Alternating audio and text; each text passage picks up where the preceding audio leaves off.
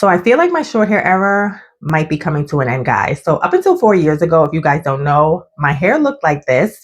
And then just I decided, you know what? I wanted to try something different. So I cut it all off. And don't get me wrong, I love my short hair, guys. I do. However, I literally have to wear my hair the same exact way day in and day out. And I'm not gonna lie, I'm starting to miss the versatility of having longer natural hair, of being able to do, the Bantu knots, the twist outs, the braid outs, being able to stretch it out and, wear it flat iron.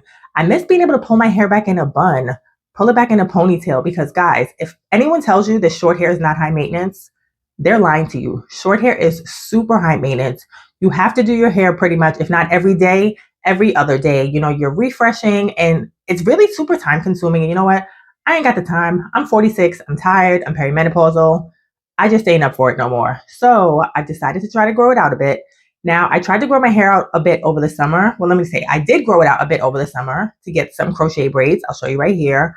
Once I took that out, you can see I had a little bit of extra length here. But you know what? I literally lasted 2 days after I took the crochet braids out and cut it all off again. I actually don't even have a plan. I'm just going to grow it out and kind of sort of see what happens. This is anything like when I cut my hair back in the 7th grade and shaved the back of my head off.